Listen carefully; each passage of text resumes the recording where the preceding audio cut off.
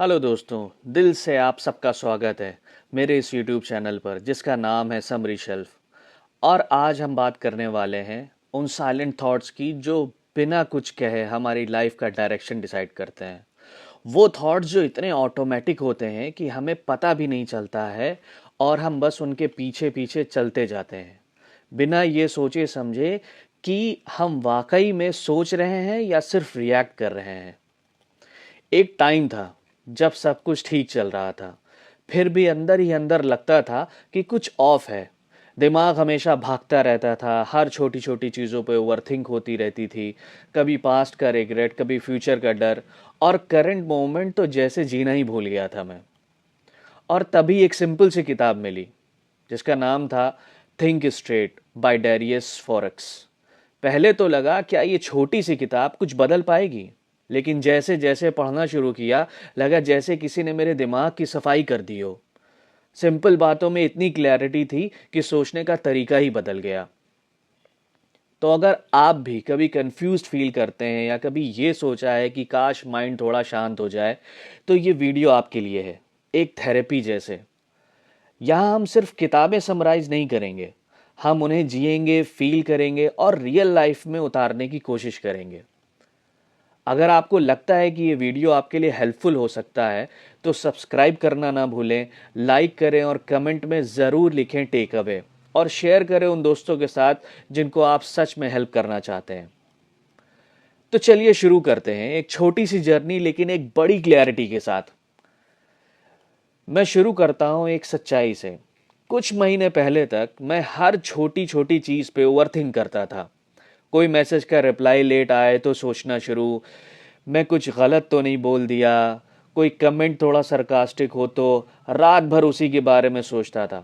जब मैंने ये बुक पढ़ी तो मुझे समझ में आया कि सोचने का काम तो हम करते हैं, लेकिन बहुत ज़्यादा सोचना हमारा काम नहीं है। डेरियस फॉरेक्स कहते हैं you are what you think. पहली बार जब मैंने ये पढ़ा तो सच में लगा कि ये बात बिल्कुल ठीक है। फिर जब मैंने डीपली रिफ्लेक्ट किया तब समझ में आया कि हम वैसे ही बन जाते हैं जैसे हम अपने दिमाग में सोचने लगते हैं। अगर आप बार बार ये सोच रहे हैं कि मैं लूज़र हूँ, मैं कभी सक्सेसफुल नहीं हो पाऊंगा, तो इवेंचुअली आप वैसा ही फील करने लगेंगे और फिर आपकी आइडेंटिटी वैसी ही बन जाती है। मैं खुद इस ट्रैप में फंसा हुआ था। हर बार किसी नए काम से पहले मैं डर जाता था। पहले ही ये सोचने लगता था कि क्या मैं कर पाऊंगा, क्या लोग पसंद करेंगे जो मैं कर रहा हूँ। जब मैंने ये बुक पढ़ी तो मैंने एक काम किया। हर मॉर्निंग सिर्फ 5 मिनट के लिए ये सोचता था, मैं क्या सोच रहा हूँ, क्या मेरी थिंकिंग मेरे गोल्स के अलाइंड है या बस मुझे नीचे की तरफ खींच रही है। इस किताब में एक और पावरफुल पॉइंट है, क्लियरिटी इज पावर। दुनिया में बहुत ज़्यादा कंटेंट है, एडवाइस है, नॉइस है, हर कोई कुछ ना कुछ कह रहा है, यूट्यूब पे, इंस्टाग्राम पे, हर जगह। लेकिन क्लैरिटी तब आती है जब आप डिसाइड करते हैं कि मुझे किस चीज़ से फ़र्क पड़ता है। मैं याद करता हूँ जब मैंने यूट्यूब चैनल बनाना स्टार्ट किया था, मैं टोटली कंफ्यूज था। प्रोडक्टिविटी, मोटिवेशन, सेल्फ हेल्प, कौन सी बुक पर फोकस करूँ। लेकिन जब मैंने डिसाइड किया कि मुझे सिर्फ वो बुक्स शेयर करनी है जो मेरी लाइफ बदल रही हैं, अपने वर्ड्स में, अपनी लैंग्वेज में, अपने तरीके से, तब क्लियरिटी आई, तब एक्साइटमेंट भी आया, तब लगा हाँ मैं ये कर सकता हूँ। बुक का नेक्स्ट इंसाइट मुझे बहुत पसंद आया। बुक का नेक्स्ट इंसाइट कुछ ऐसा है, think about what you think.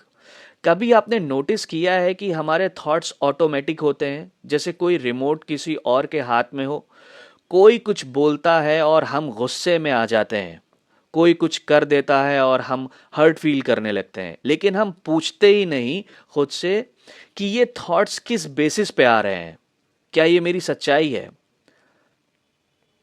पर अब मैं अपने थॉट्स को ऑब्जर्व करने लगा हूँ, third person point of view में।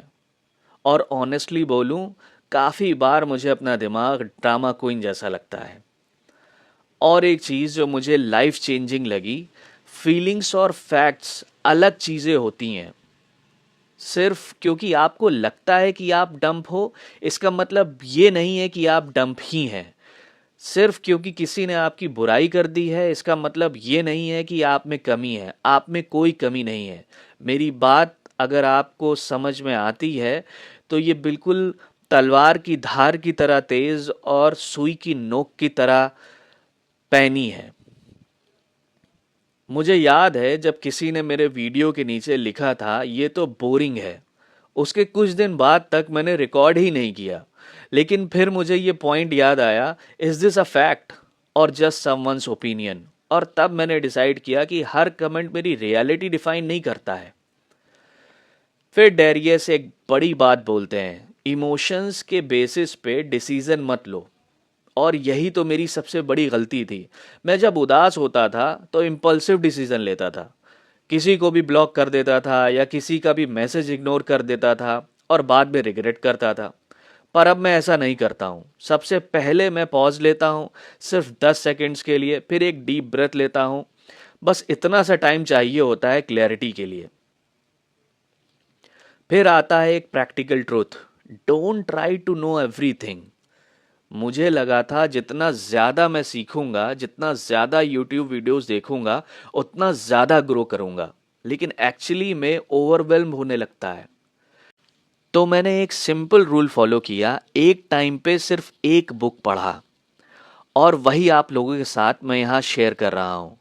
डेरियस कहते हैं कि हर थॉट के पीछे एक डेडिकेटेड इंटेंशन होना चाहिए। अगर कोई थॉट आपको बेटर बनाने में मदद नहीं कर रहा है तो उसे अलविदा कह देना चाहिए। जैसे आप फ़ोन से एक्स्ट्रा ऐप्स डिलीट करते हैं, वैसे ही दिमाग से एक्स्ट्रा थॉट्स डिलीट कर देने चाहिए। और एक ब्यूटीफुल चैप्टर था जो मुझे इमोशनल कर गया इस बुक में, जब डेरियस अपनी दादी के बारे में बताते हैं जिन्होंने लाइफ के एंड तक रिग्रेट फील किया कि उन्होंने जो चाहा वो कभी परस्यू नहीं कर पाई, अपने कंफर्ट जोन से कभी बाहर नहीं निकल पाई, हिम्मत नहीं की उन्होंने बाहर निकलने की। और तब डेरियस ने डिसाइड किया कि वो रिग्रेट के साथ नहीं जिएंगे। मुझे ये लाइन अंदर तक टच कर गई। मुझे भी लगता है कि अगर हम अपने ड्रीम्स के पीछे नहीं भागेंगे तो एक दिन सिर्फ सोच ही बची रह जाएगी कि काश मैंने ट्राई किया होता।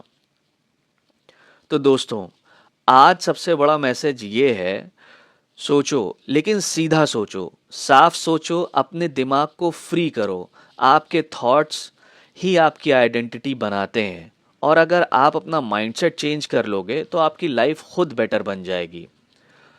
अगर आपको लगता है कि ये वीडियो आपको क्लैरिटी दे रहा है या थोड़ा सा सुकून पहुंचा रहा है या एक नया पर्सपेक्टिव इस वीडियो ने आपको दिया है तो प्लीज़ समरी शेल्फ को सब्सक्राइब करें, लाइक करें और कमेंट करें और मुझे बताएं कि कौन सा थॉट या लाइन आपको सबसे ज़्यादा टच कर गई है।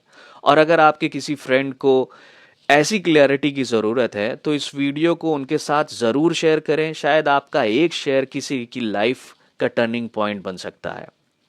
तो दोस्तों, ये थी कहानी थिंक स्ट्रेट की, एक ऐसी किताब जो छोटी है लेकिन इसका इम्पैक्ट बहुत गहरा है। शायद हम सबको किसी बड़े सॉल्यूशन की नहीं, सिर्फ एक क्लियर सोच की ज़रूरत होती है। और हाँ, जब भी लगे दिमाग भाग रहा है या हर थॉट सर पे चढ़ा जा रहा है, एक बार रुकें, सांस लें और याद करें कि क्लैरिटी तब मिलती है जब हम थिंक स्ट्रेट करते हैं। अगली बार फिर मिलेंगे एक और किताब के साथ, एक और रियल और रॉ कन्वर्सेशन के साथ।